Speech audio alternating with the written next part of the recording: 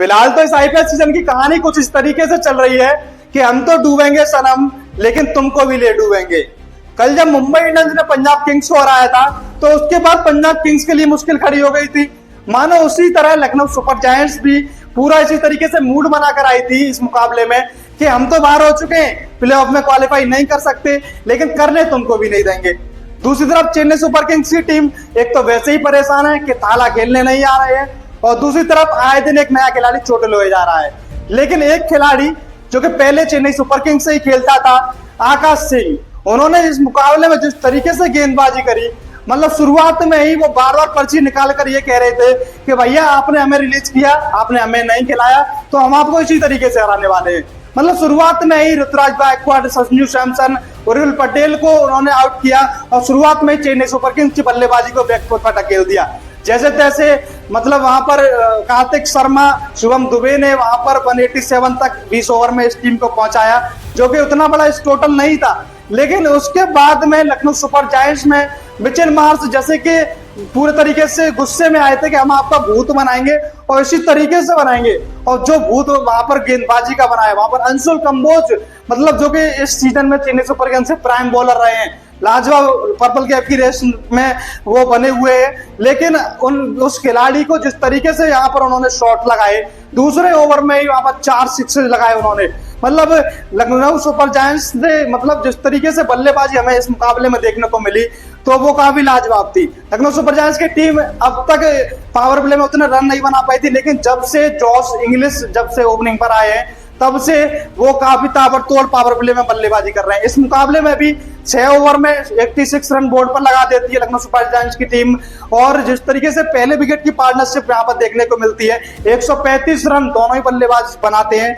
उसके बाद अगर देखें तो अंशुल कंबोज को जिस तरीके से फेंटा लगाया मिचेल मार्श ने, वो काफी लाजवाब था। मतलब अंशुल कंबोज ऐसे इकलौते ऐसे खिलाड़ी बन चुके हैं आईपीएल की हिस्ट्री में जिन्होंने 2.4 ओवर में, मतलब 2 ओवर में 52 रन थे, उसके बाद 4 गेंद और डाली, वहां पर पूरे 2.4 ओवर में 63 रन दिए।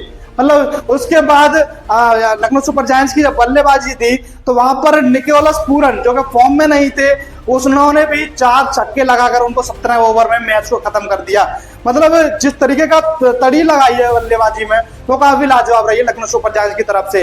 लेकिन अगर देखा जाए तो इस चेन्नई सुपर किंग्स की तरफ से भी हमें बल्लेबाजी अच्छी देखने को मिली। कार्तिक शर्मा, उन्होंने 71 रन बनाए, वो भी काफी लाजवाब थी, क्योंकि शुरुआत में विकेट्स गिर चुके थे और चेन्नई सुपर किंग्स भी इसी जो बड़ा दाव लगाया था इस खिलाड़ी पर 14.20 करोड़ में लेकर आए थे, तो वो उन्होंने यहाँ पर पूरा परफॉर्म करके दिखाया है।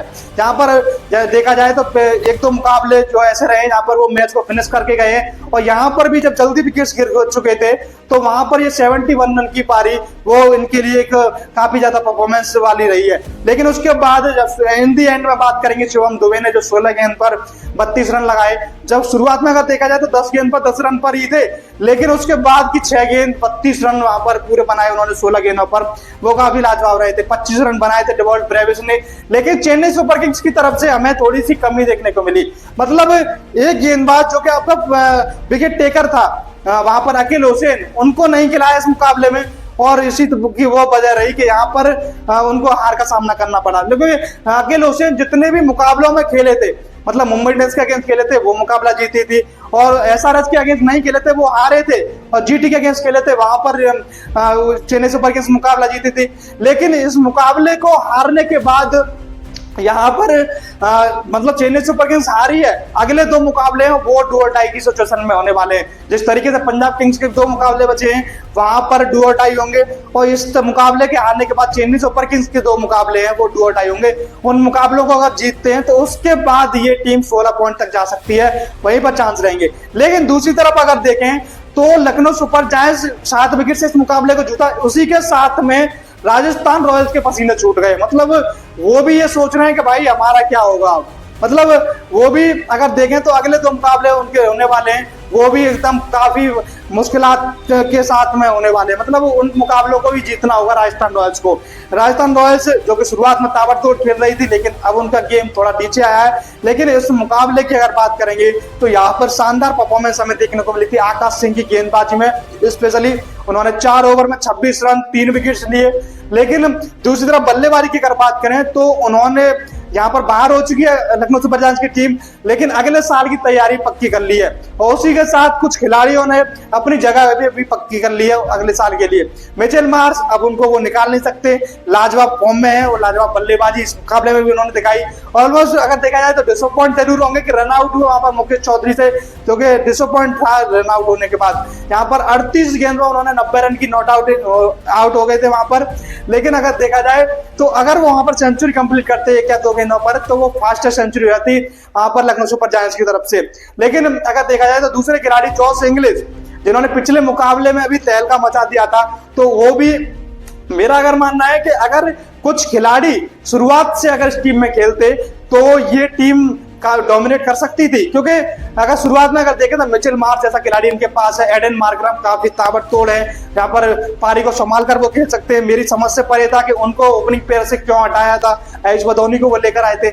लेकिन यहाँ पर अब जॉस इंग्लिश उनके साथ में खेले तो एक ऐसे खिलाड़ी जो कि यहाँ पर फॉरनर ओपनिंग कर रहे हैं शुरुआत से ही, तो यहाँ पर पिछले मुकाबले में जिस तरीके से बल्लेबाजी करी थी जॉस इंग्लिश ने, तो वहां पर यहाँ पर शुरुआत में भी दिखे थे तो काफी ताबड़तोड़ बल्लेबाजी करते हैं ये। लेकिन अगले साल के लिए इन्होंने स्लॉट पक्का कर लिया है। और दूसरी तरफ अगर देखें तो इन दी एंड मुकुल चौधरी जैसे बल्लेबाज होते और आपके पास निकोलस पूरन और ऋषभ पंत जैसे खिलाड़ी हैं, तो अगर ये शुरुआत से एक अच्छा पेयर खिलाते तो ये टीम डोमिनेट कर सकती थी। लेकिन अब बाहर हो चुके हैं, लेकिन अगले साल के लिए ये टीम अपना अच्छा प्रदर्शन करने की कोशिश चाहेगी। लेकिन इस मुकाबले में जिस तरीके से लखनऊ सुपर जायंट्स ने जीता है, तो लखनऊ सुपर जायंट्स की तरफ से चेन्नई सुपर किंग्स और राजस्थान रॉयल्स के लिए मुसीबत खड़ी हो चुकी है। लेकिन ये सवाल जरूर रहेगा इस मुकाबले के बाद स्टीवन फ्लेमिंग ने कि अखिल हुसैन को क्यों नहीं इस मुकाबले में खिलाया गया, क्योंकि एक मैट हेनरी जैसे गेंदबाज हैं, उनको आपने शुरुआत में खिलाया, उसके बाद वो काफी महंगे रहे ऑफकोर्स, लेकिन उसके बाद उनको दोबारा मौका नहीं मिला। मतलब देखें तो इस मुकाबले में वही भारी पड़ा। अंशुल कंबोज काफी महंगे रहे, उसके बाद जो दूसरे गेंदबाज थे इस मुकाबले में खेला या स्पेंसर जॉनसन को, वो भी ज्यादा कुछ कर नहीं पाए इस मुकाबले में। लेकिन बहरहाल कहानी इस मुकाबले की ये रही कि चेन्नई सुपर किंग्स पहले बल्लेबाजी करते हुए 20 ओवर में 187 रन बनाती है, उसके जवाब में 16.4 ओवर में लखनऊ सुपर जायंट्स बड़ी आसानी से इस रन चेज को करके 7 विकेट से इस मुकाबले को जीत लेती है। वेल, आज के लिए मेरे पास बस इतना ही है। जब तक के लिए वीडियो पर अगर नए हो तो वीडियो को लाइक कर दो, चैनल को सब्सक्राइब कर लो, बेल आइकन को प्रेस कर दो। Thank you, take care, bye bye.